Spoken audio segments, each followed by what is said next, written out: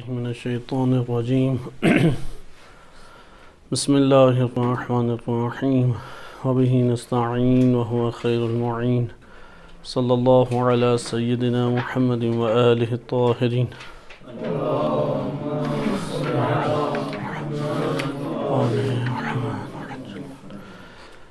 الکافی سے مہدویت کے موضوع پہ احادیث آپ کی خدمت میں پیش کی جا رہی تھیں۔ ہم الکافی میں کتاب الحجہ میں باب التمحیص والامتحان کی روایات کا مطالعہ کر رہے تھے۔ پہلی حدیث کہ جس کی سند آپ کی خدمت میں ذکر کی گئی اور صحیح سند یہ روایت ہے۔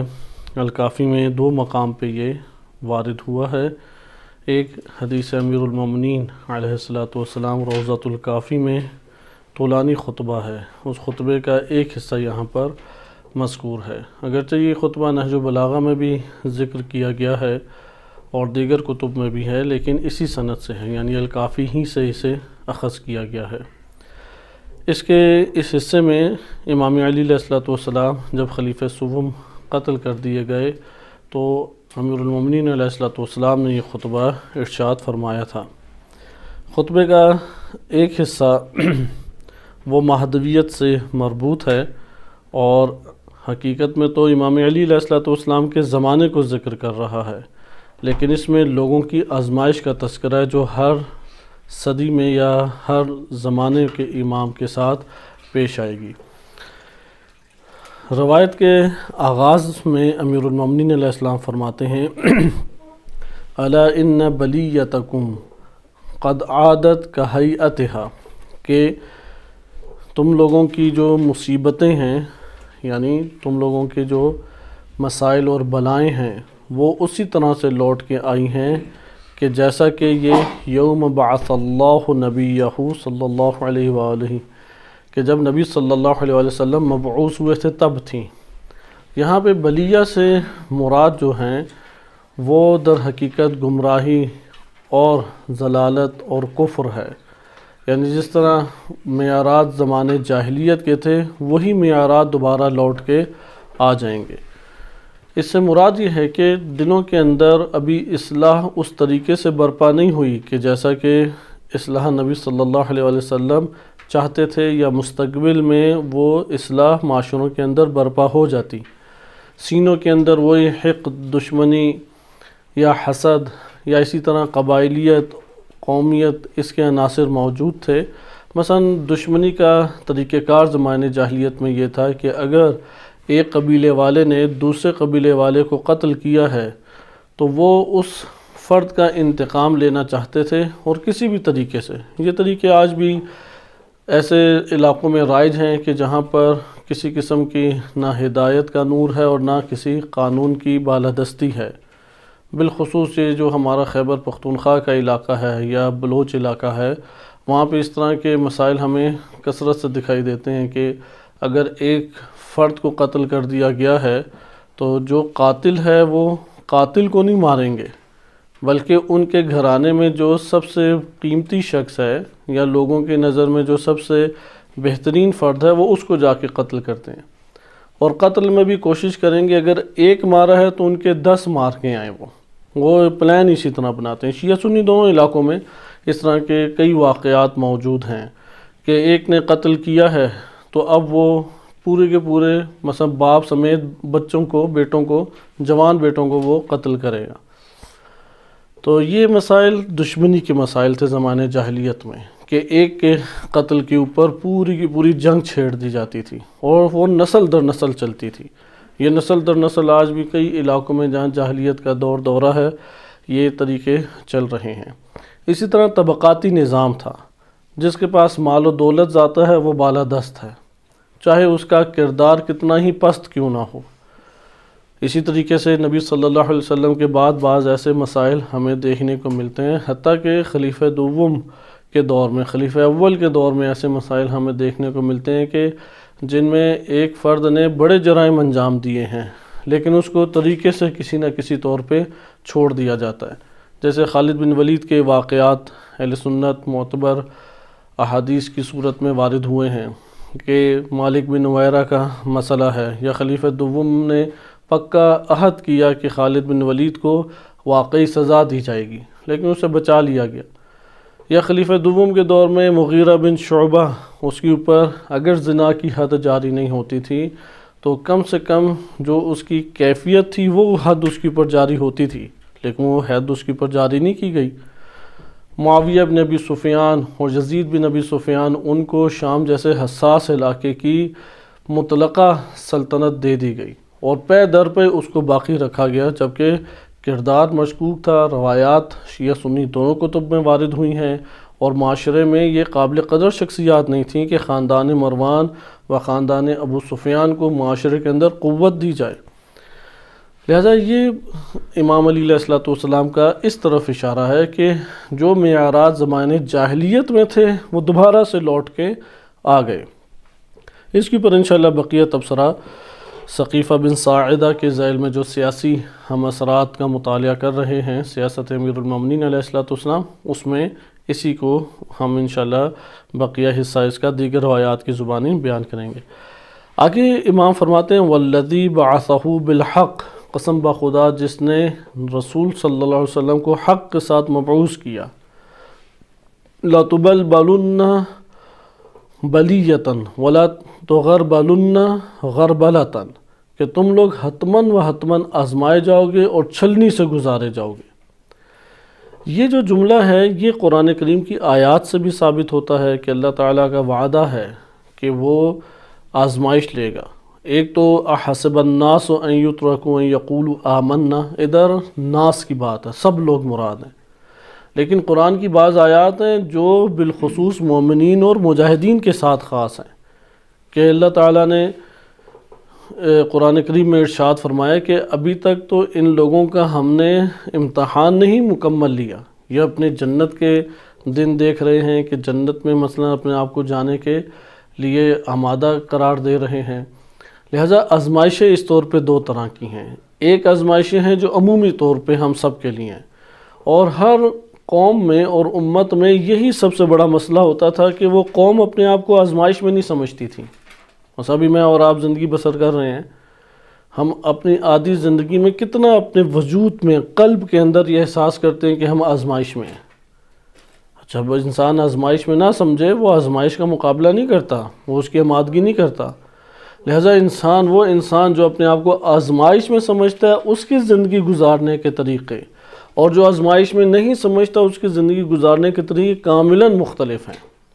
حتیٰ کہ یہ ہم نے نظریاتی افراد کے اندر بھی اس چیز کو دیکھنے کا ہمیں موقع ملتا ہے کہ جو اندر سے ہیں انقلابی، نظریاتی اور دینی جو سنجیدہ افراد ہیں، اس طبقے میں اپنے آپ کو شمار کرنا چاہتے ہیں، لیکن اسی غفلت کی وجہ سے ان کے دن گزرتے چلے جاتے ہیں کوتاہیوں میں، اور پھر وہ اپنے نفس کے اندر بہانہ تراشتے ہیں، وہی والا کہ جو ہمارے ہاں معاشرے میں طور طریقے رائج ہیں۔ سنی نے اپنے آپ کو بخشوایا ہوا ہے، شیعہ نے اپنے آپ کو بخشوایا ہوا ہے، آپ یہودیوں کے پاس چلے جائیں، وہ عرصہ قدیم سے اپنے آپ کو جنتی اور اولیاء اللہ سمجھتے ہیں، عیسائیوں نے اپنے آپ کو بخشوایا ہوا ہے، تو وہ بھی پھر وہی سہارے لیتا ہے کہ جو ممبر سے سن کے لوگ سہارے لیا کرتے تھے، نہیں میرے لیے بھی یہ بچت کی راہیں موجود ہیں۔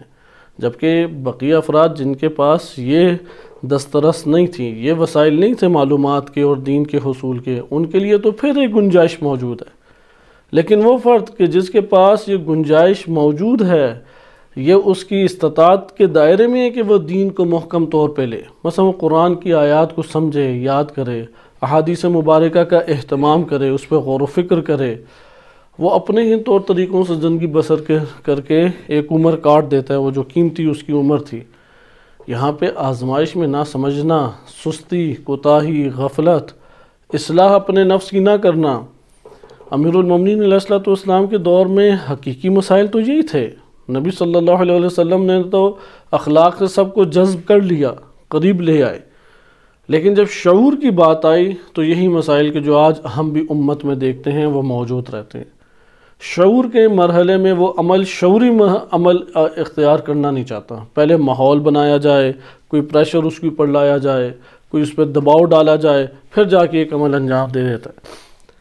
جبکہ انتظار اس کا ہے کہ یہ اپنے وجود میں شعور کے ساتھ، فکر کے ساتھ، انگیزے کے ساتھ خود ایک قدم اٹھائے، بہرحال آزمائش موجود ہے، یہ امام علیہ السلام کا جملہ در حقیقت ہمارے اس موضوع مہدویہ سے تعلق رکھتا ہے۔ بقیہ اوپر والا اور اس سے نیچے والا حصہ وہ مہدویت کے موضوع سے تعلق نہیں رکھتا۔ لہذا لَتُبَلْبَلُنَّ بَلِيَّةً وَلَا تُغَرْبَلُنَّ غَرْبَلَةً، کہ تمہیں حتماً چھلنی سے چھانا جائے گا۔ اور کیسے چھانا جائے گا؟ یہ والی بات کہ چھانا جب جائے گا تو جو نتیجہ امیر المومنین علیہ السلام کے دور میں نکلا وہی نتیجہ امام زمان علیہ السلام کے دور میں نکلے گا۔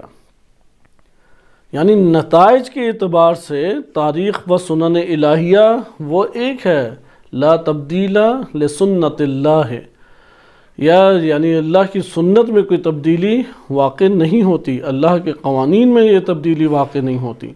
انسان اپنے اندر ایک استثناء اپنے آپ کو دینا چاہتا ہے، یعنی میں دوسروں سے مستثنیٰ ہوں، میں قانون سے مثلا بالا تر ہو سکتا ہوں، یا میرے اندر جو چیز ہے وہ دوسروں میں نہیں پائی جاتی۔ انسان کے اندر بالآخر یہ والا عنصر موجود ہوتا ہے، مگر یہ کہ وہ اپنی اصلاح کرے، تہذیب کرے، تزکیہ کرے۔ زمانہ اسے سمجھا دیتا ہے، لیکن عاقل انسان وہ ہوتا ہے کہ جو اپنے فرصت کے ایام ختم ہونے سے پہلے سمجھ جائے، وہ فرصت کے ایام کو پھر پا لیتا ہے تو آگے کے دن کو وہ خوشحالی کے ساتھ بسر کرتا ہے، لیکن جو فرصت کے ایام کو گنوا دیتا ہے وہ پھر آگے کے دنوں میں ہمیشہ کے لیے پریشان کن ایک ماحول یا حالات میں وہ گھیرا جاتا ہے۔ اچھا، نتیجہ کیا نکلتا ہے چھلنی کا؟ یہ ایک اہم چیز ہے۔ اس چھلنی کا نتیجہ یہ نکلتا ہے حتی یعود اسفلکم اعلاکم، تمہارے جو نیچے کے افراد ہوں گے، یعنی اسفلکم جو کہ پست افراد ہیں وہ اعلیٰ ہو جائیں گے، وَأَعْلَاكُمْ أَسْفَلَكُمْ، اور جو تمہارے اعلیٰ تھے وہ کیا ہو جائیں گے؟ پست ہو جائیں گے۔ اس سے دو مراد ہم لے سکتے ہیں۔ ایک تو یہ ہے کہ جن کا حق بنتا تھا کہ وہ حکومت سنبھالیں، اللہ تعالیٰ کی طرف سے جنہیں یہ کرامت و شرافت و ولایت دی گئی تھی، ان کو پست کر دیا جائے گا، اور جو مجرم طبقہ ہے اسے بالا کر دیا جائے گا۔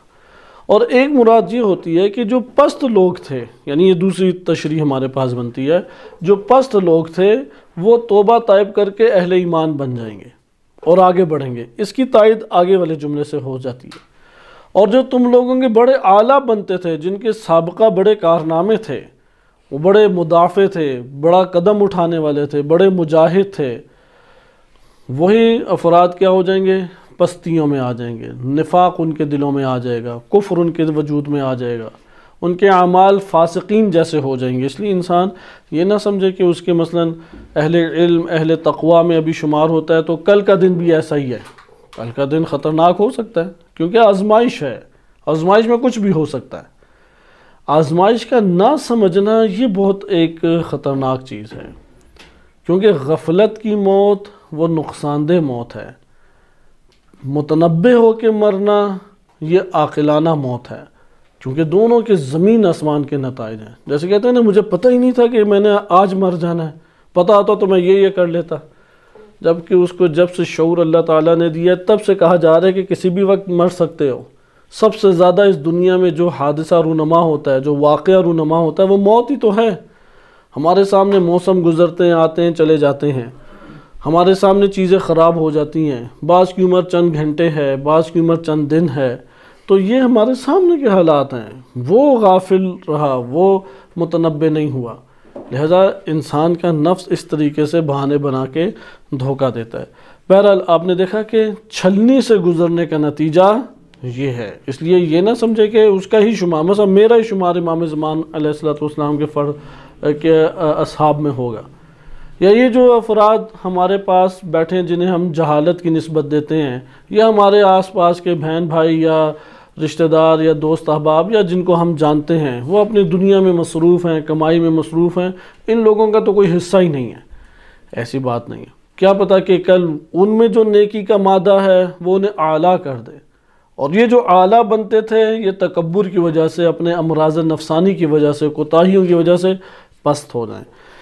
اس تشریح کی تائید ہمیں آگے سے ہوتی ہے، وَلَيَسْبِقَنَّ السَّبَّاقُونَ كَانُوا قَصَّرُوا، وہ جو مقصر تھے پہلے، جنہوں نے اہل بیت علیہ السلام کے اوپر ظلم و ستم کیے، ان کے خلاف تلواروں کو اٹھایا، وہ کیا ہو جائیں گے؟ سبقت اختیار کرنے والوں میں ہو جائیں گے۔ جیسے حر تھے، جیسے زہیر بن قین تھے کہ اموی اور عثمانی تھے، لیکن وہاں سے اٹھ کے خیمہ امام حسین علیہ السلام میں آ گئے۔ اس طرح ہمیں آج کل معاشرے میں بڑا سوال اٹھایا جاتا ہے، سنی کہنا اتنا سخت لفظ نہیں ہے جتنا اموی کہنا سخت ہے، جتنا عثمانی کہنا سخت ہے، کیونکہ سنی تو محبت کرتا ہے اہل بیت علیہ السلام سے، ان کے تو قصیدے پڑھتے ہیں، ان کے تو نعرے لگاتا ہے۔ عثمانی تبرہ بھی کرتا تھا، تلوار بھی کھینچتا تھا اور قتل بھی کرتا تھا۔ عثمانی کہنا زیادہ سخت لفظ ہے۔ ہاں وہ منقلب ہو کے امام حسین علیہ السلام کے پاس آئے، یہ انقلاب ہے جو ان کے وجود میں برپا ہوا۔ انقلاب جس طرح اجتماعی ہوتے ہیں، اسی طرح انقلاب انفرادی بھی ہوتے ہیں۔ انقلاب انفرادی کی بنیاد اگر دین ہو، اگر بصیرت ہو، اگر شعور ہو، تو وہ انقلاب کا باعث، حقیقی انقلاب کا باعث بنتی ہے۔ لہذا آپ نے ملاحظہ کیا کہ سباقون سبقت اختیار کر جائیں گے جو مقصر رہے۔ وَلَا يُقَصِّرَنَّ سَبَّاقُونَ كَانُوا سَبَقُوا، اور جو بہت سبقت اختیار کرتے تھے، جیسے زبیر بن عوام، مدافع تھے اہل بیت علیہ السلام کے ہمیشہ، یا مدینہ میں قبیلہ انصار اوس و خزرج ہمیشہ اہل بیت علیہ السلام کے چاہنے والے اور ان کے لیے فداکاری دکھانے والے تھے، لیکن انہوں نے تقصیر کی، دشمنی مول لی، اہل بیت علیہ السلام کے خلاف ہو گئے۔ خلافت کا انکار کرنے والوں میں مہاجرین پہلے نہیں تھے، خلیفہ اول و دوم نے پہلے بڑھ کے امیر المومنین علیہ السلام کی مخالفت نہیں کی، انصار نے پہلے مخالفت کی، پہلے سے وہ بیٹھے ہوئے تھے سقیفہ بن ساعدہ میں، پہلے وہ خلافت کی طرف گامزن ہو گئے۔ لہذا ملاحظہ کیا کہ ایسے افراد تھے، لَا يُقَصِّرَنَّ سَبَّاقُونَ كَانُوا سَبَقُوا، جو پہلے سبقت اختیار کرنے والے تھے وہ کیا بن جائیں گے؟ مقصرین، دشمن۔ پھر آگے فرماتے امام، وَاللَّهِ مَا كَتَمْتُ وَسِمَةً، میں نے کوئی ایسی علامت، کوئی ایسی چیز نہیں چھوڑی، چھپا کے نہیں رکھی کہ جس سے دین کی طرف بڑھا جا سکتا ہے۔ وَلَا كَذِبْتُ كَذِبَةً، اور میں نے کوئی کبھی جھوٹ، ایک ذرہ جھوٹ کبھی نہیں بولا۔ وَلَقَدْ نُبِّئْتُ بِهَذَا الْمَقَامِ وَهَذَا الْيَوْمِ، مجھے اس جگہ کی بھی پہلے خبر دی جا چکی تھی اور اس مقام کی بھی اطلاع پہلے دی جا چکی تھی۔ یہ ہمارے پاس خطبہ تھا، اس کو آپ نے گزشتہ دروس میں بھی دیکھا، ملاحظہ کیا، اور اس کے ذیل میں جو علامہ مجلسی رحمۃ اللہ علیہ نے شرح کی ہے، اس میں بھی انہوں نے اسی کو ذکر کیا ہے کہ تم لوگوں کے جو بہترین افراد ہوں گے وہ چلے جائیں گے، اسفلکم اعلاکم، اسفلکم و اعلاکم کی تشریح خیار اور اراذل سے کی ہے، یعنی شرار آ جائیں گے، خیار یعنی وہ پہلی والی تفسیر انہوں نے وہ مراد لیا جو آپ کی خدمت میں ذکر کی، یعنی جو اچھے لوگ تھے، جن کا اہلیت رکھتے تھے، شرافت ہے، کرامت ہے، ولایت جن کے پاس تھی، ان کو ہٹا کے امت کے پسترین افراد، مجرم طبقہ، ان کو اوپر لے جایا جائے گا۔ یعنی یہی ایک تعجب کی چیز ہے کہ اگر آپ سیرت نبی صلی اللہ علیہ وسلم کا مطالعہ کریں، نبی اکرم صلی اللہ علیہ وسلم بعثت سے لے کے جب اعلان نبوت کیا رحلت تک، سب سے بڑا ان کا جو دشمن نکلا وہ اموی خاندان تھا۔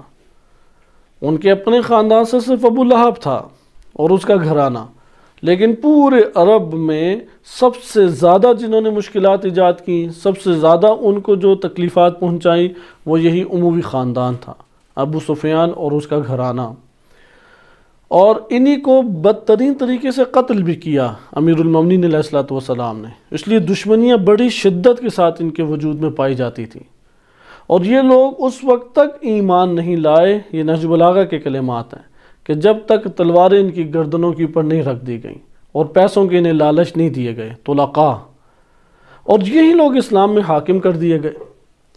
یہ ایک افسوس کی، انتہائی تعجب کی بات ہے اور افسوسناک بات ہے کہ کم تاریخ بشریت میں ایسے واقعات ملتے ہیں کہ بدترین دشمن ہو اور جب اس کو پسپا کر دیا جائے، وہ چند سالوں میں ہی غلبہ اختیار کر کے اوپر آ جائے، اور وہ بھی دشمن ہی کے ساتھیوں سے۔ یعنی وہ جو مثلا ابو سفیان کے دشمن اہل اسلام تھے، اہل اسلام والوں کو اپنا حامی بنا لیا، اور بنایا بھی اسلام کے اوپر نہیں، وہی اپنے کارکردگی پہ، وہی اپنے طور طریقوں پہ۔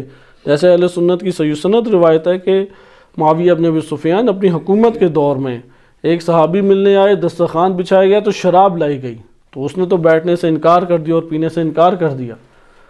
تو یہ واقعہ کس چیز کی نشان؟ اور معاویہ ابن ابی سفیان نے اسے تناول کیا. اب اہل سنت میں بعض آ کے اس کی تعویلات کرتے ہیں، نہیں جی شراب تو یہ معنی ہوتا ہے، فلاں معنی ہوتا ہے. تو پھر اس کا جواب اہل سنت ہی دیتے ہیں کہ پھر اس صحابی کو کیا ہوا تھا جس نے انکار کیا؟ کوئی پانی پینے سے تو انکار نہیں کرتا. تو انہوں نے کہا نہیں، وہ بڑا زہد اور تقویٰ تھا، اس لیے وہ ایسے مشروبات نہیں پیتے تھے کہ جو بڑے خوش ذائقہ ہوں. تو تعویلات کرنے چاہیں تو بہت ساری ہے، جس طرح بعض اہل سنت ہی کہتے ہیں کہ ام حبیبہ نبی صلی اللہ علیہ وسلم کی زوجہ تھیں اور معاویہ ابن ابی سفیان کی بہن تھیں، ہمشیرہ. تو اس کی مناسبت سے خال المومنین کہتے ہیں پھر محمد بن ابی بکر کو کیوں نہیں خال المومنین کہتے ہیں؟ وہ بھی تو ام المومنین حضرت عائشہ کے بھائی ہیں، تو وہ خال المومنین نہیں ہیں، یہ خال المومنین ہیں. ایک خال المومنین کا 10 محرم کو آپ جلسے جلوس اور اس کے پروگرام اور سیمینار منعقد کرتے ہیں، تو دوسرے خال المومنین کے کیوں نہیں کرتے؟ ان کی بھی تو شہادت ہوئی، شہادت کا دن بھی معین ہے، طریقہ کار بھی معین ہے، جنہوں نے قتل کیا وہ بھی معین ہے، ادھر تو کوئی تبصرہ نہیں کرتے. تو یہ عناصر اموی آج بھی موجود ہیں. یہ ہماری بہرحال پہلی حدیث کا اختتام ہوا. دوسری حدیث آپ ملاحظہ کریں اور ان حدیثوں کو ہم کوشش کریں گے تھوڑے تیزی سے پڑھیں کیونکہ ان کے مطالب قریب ہیں. دوسری حدیث اس کی سند دیکھیں، محمد بن یحییٰ والحسن بن محمد بن یحییٰ العطار بلا شک و شبہ ثقہ ہیں، پہلے راوی ثقہ ہیں. وہ نقل کرتے ہیں جعفر بن محمد. یہ جعفر بن محمد بن مالک فرازی ہیں. ان کے بارے میں نجاشی اور دیگران نے ذکر کیا، انہیں ضعیف قرار دیا ہے، اور بعض ہمارے فقہا جو ہیں علی تحقیق انہیں ثقہ قرار دیتے ہیں. متعدد روایات ان سے الکافی میں جعفر بن محمد بن مالک سے آئی ہیں. یعنی ادھر ظاہراً جعفر بن محمد لکھا ہے کیونکہ یہ نام مشترک ہے، حتیٰ کہ امام صادق علیہ السلام کا بھی نام ہے، اس لیے آسانی سے تلاش آپ کے لیے نہیں ہوگا. یہ ہے جعفر بن محمد بن مالک. کیسے پتہ لگے گا یہ جعفر بن محمد بن مالک ہیں؟ آگے اور پیچھے والے راویوں سے. وہ نقل کرتے ہیں قاسم بن اسماعیل الانباری سے، انہیں بھی ثقہ قرار دیا گیا ہے. وہ نقل کرتے ہیں حسین بن علی سے. حسین بن علی جو ہیں ان کے بارے میں بھی ہمارے پاس توثیقات اس طرح سے موجود نہیں ہیں. وہ ذکر کرتے ہیں آگے ابی المغرا سے. ابی المغرا معروف صحابی ہیں، حمید بن مثنی. نجاشی نے اپنے رجال میں 340 رقم پہ انہیں 2 دفعہ کہا ہے ثقاتن. کوفہ کے رہنے والے ہیں اور جلیل القدر ہیں. توسی نے بھی الفہرست میں ان کو غالباً 236 رقم کے اوپر ان کو ثقہ قرار دیا. یہ نقل کرتے ہیں ابن ابی یعفور سے جو بلا شک و شبہ ثقہ ہیں. بس آپ نے دیکھا اس روایت میں چونکہ 2 راوی ہمارے لیے قابل اعتراض ہیں، ایک جعفر بن محمد اور ایک حسین بن علی، اس وجہ سے یہ روایت ظاہری طور پر ہمارے سامنے ضعیف ثابت ہوتی ہے. لیکن بعض علماء انہوں نے اعلی تحقیق یعنی روایات میں جو اسانید آئی ہیں اور دیگر جو ان سے مواد اور متون روایت کے وارد ہوئے ہیں، کیونکہ مثلا آپ اپنے علاقے میں جائیں، ایک بندہ اس کے احوال آپ کو زیادہ پتہ نہیں ہے، لیکن وہ جب روایت بیان کرتا ہے تو بہت دقیق. مثلا امام علی علیہ السلام کے جو خطبہ ہے توحید کے اوپر اور دقیق خطبوں میں سے اس طرح کی روایتیں نقل کرتا ہے، تو آپ سمجھ جائیں گے کہ یار یہ بندہ عام نہیں ہے. کیونکہ یہ بندہ اگر کسی فاسد انسان کے سامنے امام علیہ السلام بیان کریں اس کے بھی حافظہ میں نہیں رہے گا، سمجھنا تو دور کی بات ہے.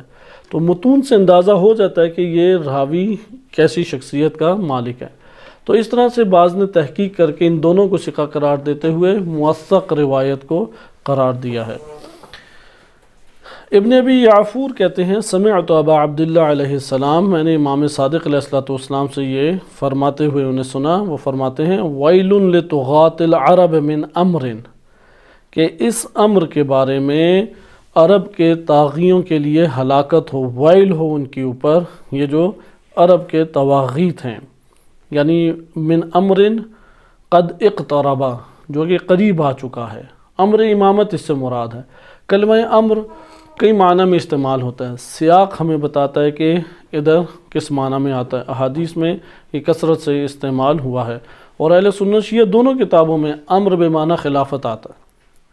بخاری مسلم یا صحیح ستہ کی کئی روایات ہیں، ادھر کلمہ امر بے معنی خلافت ہے، ولایت ہے. اسی طرح یہاں پہ من امر اقتربا کہ وہ وقت قریب آ چکا ہے کہ جب یہ امر ظہور امام زمان علیہ السلام ہوگا اور غلبہ حاصل ہو جائے گا. جیسے قرآن نے کہا ان الساعۃ لقریب کہ قیامت کی گھڑی جو ہے وہ قریب ہے. آگے فرماتے ہیں کہ قد جعلت فداک قلت جعلت فداک میں نے عرض کی کہ میں آپ کا فدیہ قرار پاؤں، قربانی قرار پاؤں. کم مع القائم من العرب عربوں میں سے امام زمان علیہ السلام کے ساتھ کتنے لوگ ہوں گے؟ عرب لوگوں میں سے. قال نفر یسیر قلیل افراد ہوں گے، زیادہ نہیں، بہت کم ہوں گے. قلت واللہ ان من یصف هذا الامر منهم لکثیر کہ راوی نے کہا ابن ابی یعفور نے کہ جو مجھے دکھائی دیتا ہے عرب تو کثیر ہیں کہ جو اس امر کے معتقد ہیں امامت کے، کیونکہ عربوں کی بادشاہت تھی، عباسیوں کی ہر جگہ پہ بادشاہت. پھر امام صادق علیہ السلام کے خراسان میں شیعہ تھے، لیکن کوفہ وہ بھرا ہوا تھا، کوفہ ہی سب سے آگے تھا. بغداد ہے، مدینہ ہے، تو کہتے ہیں کثیر ہے. یمن، بحرین، یہ علاقے تشیع کے علاقے شمار ہوتے تھے. تو امام علیہ السلام نے فرمایا، ضابطہ فرمایا کہ یہ نہ دیکھو کہ شیعہ بادیوں سے ہی امام کے ساتھ ہمیشہ جڑ جائیں گے.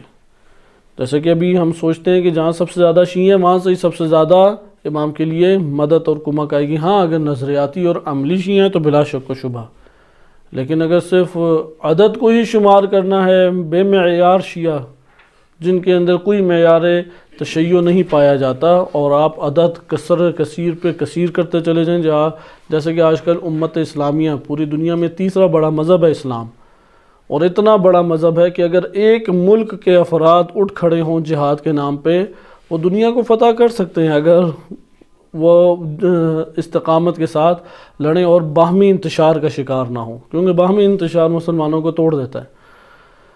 تو یہاں پہ بھی عدد بہت زیادہ ہے لیکن معیار اسلام موجود نہیں ہے. امام نے فرمایا لابد للناس من ان یمحصوا ویمیزوا ویغربلوا ویستخرجوا فی الغربال، لوگوں کے لیے ضروری ہے کہ انہیں تمحیص کیا جائے، یعنی انہیں آزمایا جائے. تمحیص کہتے ہیں آزمائش کو. ویمیزوا، اور اس طرح آزمایا جائے کہ جدا ہو جائے. جیسے لیبارٹری میں ٹیسٹ ہوتا ہے نا، تو وہ کہتے ہیں کہ ہاں یار یہ اتنا خالص خون ہے، اتنا فاسد خون ہے. وہ خون کو ٹیسٹ کر کے جدا کر دیتے ہیں، چیزوں کو ٹیسٹ کر کے جدا. ادھر بھی اسی طرح سے ان کا ٹیسٹ لیا جائے گا. یہ جو ٹیسٹ ہے، یہ جو امتحان ہے، یہ کوئی ریٹن فارم میں نہیں ہے، یہ نعمات دے کے اور مصائب دے کے امتحان لیا جاتا ہے. اب اس کے اندر کیا رشد پاتا ہے؟ مثلا ایک عام بندہ، اس کو کھانا پینا میسر آ رہا ہو، اچھی فضا میسر ہو، کوئی نہ اس کے لیے مالی مسائل ہیں، نہ صحت کے مسائل ہیں، نہ عزت کے مسائل ہیں، تو اس کے آرام سے زندگی بسر کرتا ہے. لیکن اس کے اوپر کوئی مشکل آ جاتی ہے بالفرض. اب جب مشکل آتی ہے تو وہ کیا رسپانس دیتا ہے، یہ اس کے باطن کے رشد سے پتہ لگ جائے گا. اگر اس کے باطن کے اندر رشد زیادہ ہے، عاقل ہے، نشوونما اس کی روح نے پایا ہے، تو یہاں پہ صبور ہوگا، صابر ہوگا، یہاں پہ پروقار ہوگا، یہاں پہ وہ اپنے آپ کو مسترب کر کے نہیں دکھائے گا. غیبتیں، تہمتیں، الزامات، سوء ظن، جھوٹ، ان کا سہارا نہیں لے گا. لہذا صبر کرے کے اندر. صبر جو ہے یہ عقل کی علامت ہے. اسی طرح حلم، خاموشی اختیار کرنا، یا روایات میں نہج البلاغہ میں التودد نصف العقل، محبت کرنا، دشمنی کرنا، جدا ہونا، منہ موڑ لینا، یہ تو بہت آسان ہے. آپ اپنے شکووں کو اندر بند رکھ کے قریب ہوں، عاقلانہ طریقے سے ملیں، خوش اخلاق طریقے سے ملیں، یہ سخت ہے. آزمائشوں کی میں چند مثالیں دے رہا ہوں کیونکہ اس کی تشریح ہم آگے کریں گے. اس میں جو اہم ترین لفظ ہے وہ یہ ہے وَيُسْتَخْرَجُ فِي الْغِرْبَالِ، چھلنی سے گزارا جائے گا، کیونکہ چھلنی کی خصوصیت یہ ہے کہ وہ کچرے کو جو صاف ستھرا ہوتا ہے خالص اس سے جدا کر دیتی ہے. لہذا جو خالص ہے وہ جدا ہو جائے گا اور جو کچرا ہے وہ جدا ہو جائے گا. اب ہر دنیا میں وجود میں آنے والا، پیدا ہونے والا انسان وہ آزمائش میں ہے، وہ چھلنی سے گزرے گا. یہ چھلنی کیا ہے؟ یہ نعمات کی چھلنی ہے، یہ مصائب اور مصیبتوں کی چھلنی ہے، یہ اختیار اور ارادے کی چھلنی ہے. اس چھلنی سے گزارا جائے گا. اور امام کہتے ہیں کہ کامیاب افراد قلیل رہ جائیں گے۔ وَيُسْتَخْرَجُ فِي الْغِرْبَالِ خَلْقٌ كَثِيرٌ، ایک بڑی خلقت جو ہے وہ چھلنی سے نکل جائے گی اور خالص کم ہی اوپر رہ جائے گا۔ یہ حدیث آپ نے ملاحظہ کی، کیونکہ اکثر عرب جو ہیں وہ امام زمان علیہ السلام کے دور میں، علامہ مجلسی رحمۃ اللہ علیہ نے ذکر کیا ہے کہ جب فتنے جنم لیں گے قیام امام زمان علیہ السلام سے پہلے، یرتد اکثر العرب عن الدین، دین سے اکثر پھر جائیں گے۔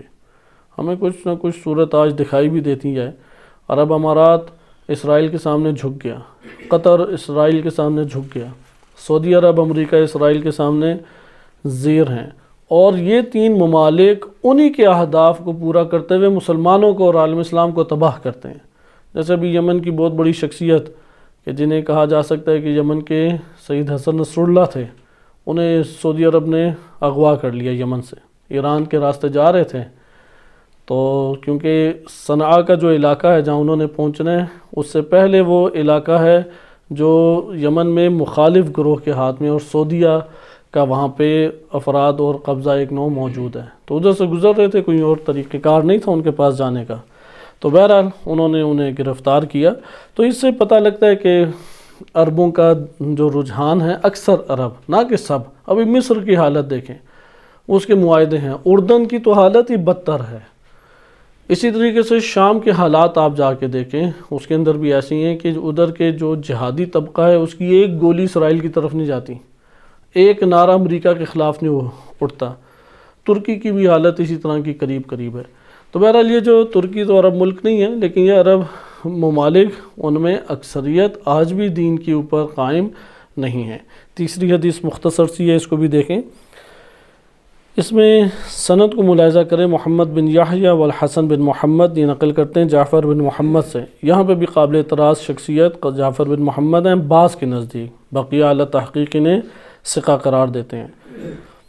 وہ نقل کرتے ہیں حسن بن محمد سیرفی سے، اور وہ نقل کرتے ہیں جعفر بن محمد سیقل سے کہ غالباً ان کے حالات وارد نہیں ہوئے، وہ اپنے والد محمد سیقل سے، اور وہ منصور بیان کرتے ہیں کہ امام صادق علیہ السلام نے مجھ سے کہا، یا منصور ان هذا الامر لا یأتیکم الا بعد یاس، یہ امر اس وقت تک نہیں آئے گا تم لوگوں تک، یعنی یہ امر ظہور امام زمان علیہ السلام اس وقت تک برپا نہیں ہوگا جب تک مایوسی نہیں چھا جائے گی۔ ولا واللہ حتی تمیزوا، قسم بخدا یہ اس وقت تک نہیں ہوگا جب تک تم لوگ آزمائے نہ جاؤ، یعنی جدا، ایسی آزمائش جس سے بندے جدا ہو جائیں۔ جیسے ابھی ہمیں یہاں پہ نہیں پتہ کہ کون کس طرح کی قابلیت رکھتا ہے، ایک آزمائش لی جائے، پتہ لگ جائے گا کہ کون خطیب ہے کون خطیب نہیں ہے۔ صحیح، خطابت آپ کرا لیں، قلم چلوا لیں، پتہ لگ جائے گا کہ کون ادیب ہے کون ادیب نہیں ہے۔ اسی طریقے سے کون امام علیہ السلام کا حقیقی شیعہ، حقیقی ناصر، حقیقی صحابی ہے، یہ زمانہ بتا دے گا، اس کی اپنی زندگی اس چیز کو بتا دے گی، اس کی ترجیحات، اس کے طور طریقے۔ جیسے آج کے دور میں ہمارے لیے ان باتوں کی وجہ سے ایک بندے کو پہچاننا بہت آسان ہے، آیا وہ دنیا کی طرف رجحان رکھتا ہے یا دین کی طرف رجحان رکھتا ہے۔ اگر ایک عاقل انسان، طالب علم جو حوزہ علمیہ میں رہا ہے، اس کے لیے طالب علمی کی پہچان مشکل نہیں ہے کہ یہ حقیقی طالب علم ہے یا نہیں۔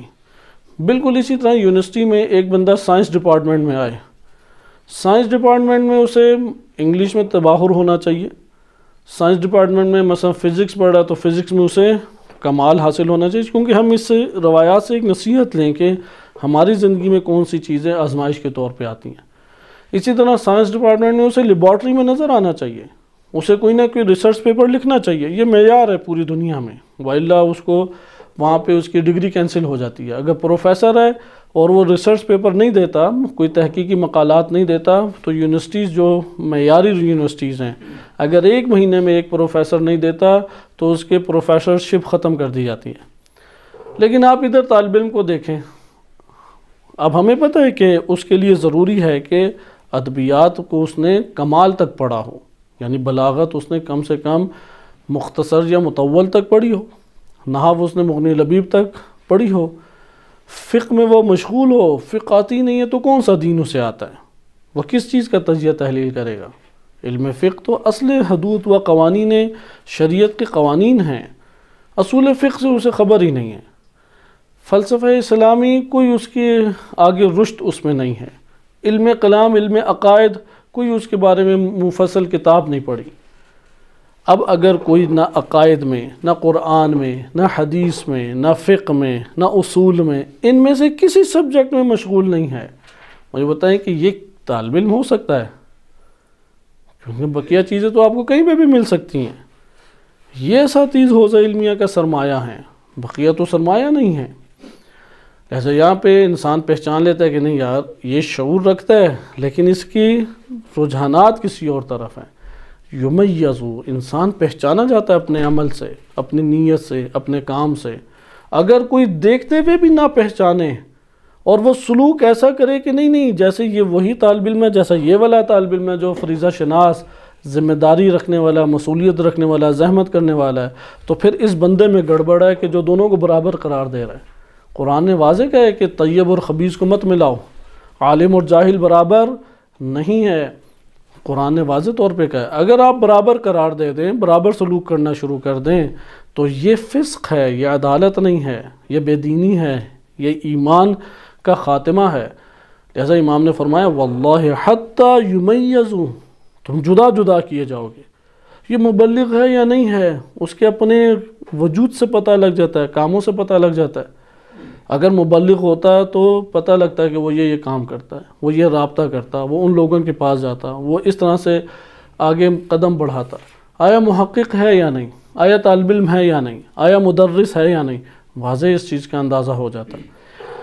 پھر آگے فرماتے ہیں وَلَا وَاللَّهِ حَتَّى تُمَحَّسُوا، قسم بخدا تمہیں آزمایا، تمحیص کیا جائے گا۔ تمحیص کتاب بھی ہے ہمارے پاس، الکافی کے دور کی کتاب موجود ہے، التمحیص، پتلی سی کتاب ہے اور 9 چیپٹر ہیں اس میں، اور روایات ہیں فقط امتحان کے بارے میں۔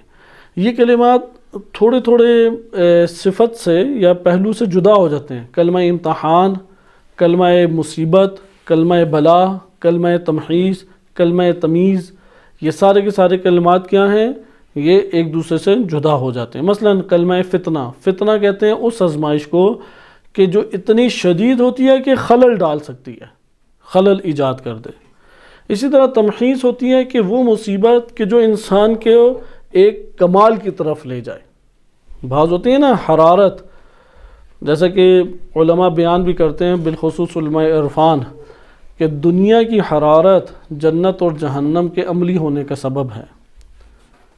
اس کو ایک اور طریقے سے عرفاء نے بیان کیا، ان کا چونکہ کلام اصطلاحی ہوتا ہے، اس کے اوپر پھر دیگر جو نہیں سمجھتے وہ پکڑ بھی کرتے ہیں۔ وہ کہتے ہیں کہ جہنم کی آگ جنت کے میووں کے پکنے کا سبب ہے۔ وہ اس کے اوپر بڑا مذاق اڑاتے ہیں۔ ان کی جہنم سے مراد دنیا ہے، کیونکہ علماء عرفان کہتے ہیں کہ جہنم کا جو جہنم کی حقیقت ہے، جہنم کی حقیقت، آپ خود غور کریں اس جملے پہ اور پھر دیکھیں قرآن و روایات میں اس کی تائید ہے یا نہیں، لیکن جملہ بڑا بہاری قسم کا جملہ ہے۔ دنیا کی، جہنم کی حقیقت اور اس کا باطن دنیا کا ظاہر ہے۔ آپ جو ظاہری دنیا دیکھ رہے ہیں یہی حقیقت جہنم ہے۔ اب اس کے اوپر آپ دیکھیں کہ یعنی کیا ہے، اسی لیے اس کو سجن کہا مومن کے لیے، اس لیے اس کو قید خانہ کہا، زندان کہا، پست کہا، وَإِلَّا خلقت کے اعتبار سے تو پست نہیں ہے یہ۔ بہرحال دنیا کی حقیقت، دنیا کا ظاہر جہنم کی حقیقت ہے۔ جہنم کی آپ حقیقت دیکھنا چاہیں، یہی آپ کے سامنے دنیا کی زندگی اور اس کے مسائل ہیں۔ تو خلاصہ کلام، دنیا کی یہ جو ہیں مسائل، اس کی حرارت جو ہے یہ جنت کا سبب بنتی ہے۔ اگر ادھر یہ ابتلا اور آزمائشیں نہ ہوتی ہے، کون جنت پہنچتا؟ وہ تو جنت میں مطلب آپ نے بہترین کھانے رکھے ہوئے، آپ انتظار میں ہیں کہ بچہ بڑا کب ہوگا، بچہ بڑا کب ہوگا؟ جب وہ خوراک کھائے گا، جب وہ خوراک کو ہضم کرنے کے لیے بھاگ دوڑ کرے گا، جب وہ کچھ کھانے کے طور طریقے سیکھے گا۔ اگر یہ رشد نہ ہو تو وہ اچھے کھانے کھا سکتا ہے؟ جنت میں جانے کا کیسے ایک انسان میں رشت پیدا ہو؟ اسے حرارت چاہیے، اور یہ حرارت آزمائش کے نام سے آتی ہے۔ اس لیے حتیٰ تمحص و تمحص، تمحیص وہ آزمائش ہے جو انسان کے وجود کے اندر کمال کو جنم دے، فتنہ وہ آزمائش ہے جو انسان کے وجود کے اندر خلل کو جنم دے۔ انما المال والاولاد فتنۃ، اس لیے جو مال اور اولاد کی آزمائش میں مستقیم استقامت کے ساتھ رہ جاتا ہے، ثابت قدم رہ جاتا ہے، اس کا بہت بلند رشت ہوتا ہے، بہت تیزی سے رشت ہوتا ہے۔ لیکن تمحیص وہ ہے جیسے بھوک سے آزمانا، جس طرح سے مال کے کم ہو جانے سے آزمانا، یا اسی طریقے سے دیگر آزمائشیں ہیں۔ تمحیص جو کمال پیدا کرے۔ واللہ لا ولا واللہ حتی یشقى من یشقى ویسعد من یسعد، قسم بخدا اتنی آزمائشیں آئیں گی اور اس وقت تک یہ سلسلہ آزمائش چلے گا کہ جو شقی تھا وہ شقی ہو کے مرے، اور جو سعید تھا وہ سعید ہو کے مرے۔ اس کی تشریح کچھ آپ کی خدمت میں اگلے درس میں بیان کی جائے گی، کیونکہ اللہ تعالیٰ نے ماں کے پیٹ سے ہی شقی کو شقی بنایا اور سعید کو سعید بنایا۔ آئے ادھر جبر ہے یا نہیں، یہ ہم اس کو بعد میں دیکھیں گے، لیکن قرآن ایک اور شے کی تائید کرتا ہے۔ قرآن کریم کی آیات سے معلوم ہوتا ہے کہ اگر ایک بندہ اس نے کفر کے اوپر فلاں درجہ کفر تک پہنچ کے مرنا تھا تو اللہ تعالیٰ تب تک اسے موت نہیں دے گا جب تک ادھر نہ پہنچ جائے، کیونکہ اس نے خود اختیار کیا۔ مثلا ایک بندے نے خود اختیار کیا کہ میں فسق کروں، ارادے سے اس نے گناہ انجام دیا، یا ارادے سے کوتاہی کی، ارادے سے اس نے، مثلا ہم طالب علم ہیں، ارادے سے اس نے تعلیم حاصل نہ کرنے کا اس نے قدم اٹھایا کہ میں نے تعلیم نہیں حاصل کرنی، ایک دن قدم اٹھایا، 2 دن، اور رکھا مستقبل میں انشاءاللہ پھر کبھی کر لیں گے، 1 دن 2 دن 3 دن، جب تک اس کی دنیا کو ٹھیس نہیں پہنچی اس نے دین کی تعلیم کی طرف قدم نہیں اٹھایا۔ اب دنیا کو ٹھیس پہنچی تو مجبوراً تعلیم کے لیے قدم اٹھایا، اب بھی دل سے نہیں اٹھایا۔ یہاں پہ اس وقت تک اس کو موت نہیں آئے گی جب تک وہ جتنی جہالت میں جا سکتا ہے چلا جائے، یعنی اس کے اندر جتنی مقدار میں جہالت تک پہنچنے کا مادہ پایا جاتا تھا اس کمال تک اللہ تعالیٰ پہنچائے گا۔ لہذا دونوں کو اللہ تعالیٰ کمال دیتا ہے۔ مومن وہ جس سطح تک پہنچ سکتا تھا اس سطح کمال تک پہنچائے گا تو اسے موت آئے گی، اور کافر اور منافق وہ جس سطح نفاق اور کفر تک پہنچ سکتا تھا اور اس کا رخ کیا اس وقت تک اسے موت نہیں آئے گی جب تک وہاں تک نہ پہنچ جائے۔ اس لیے ہو سکتا ہے کہ کوئی ابتدائی دنیا میں شقی ہو، لیکن اس کی شقاوت کا سبب کیا ہے؟ ماحول، جہالت، بے شعوری۔ پھر اسے شعور مل گیا، اس کو دینی ماحول مل گیا، ہدایت نصیب ہو گئی، وہ سعید مرے گا کیونکہ تھا سعید۔ اور پھر قیامت تک افراد نے آنا ہے، آخری فرد تک۔ یہ روایات ہمارے پاس بعض متعدد اسلوبوں سے آئی ہیں، جب تک آخری فرد نہ آ جائے کہ جس نے شقاوت اور سعادت کا امتحان ہونا ہے، اس وقت تک یہ امر برپا نہیں ہوگا۔ تاخیر غیظ ظہور امام زمان علیہ السلام کی حکمتوں میں سے ایک حکمت یہی ہے کہ یعنی ایک پودے سے جتنے دانے نکلنے تھے سارے نکل جائیں، اس کے بعد پودے کو کاٹا جائے۔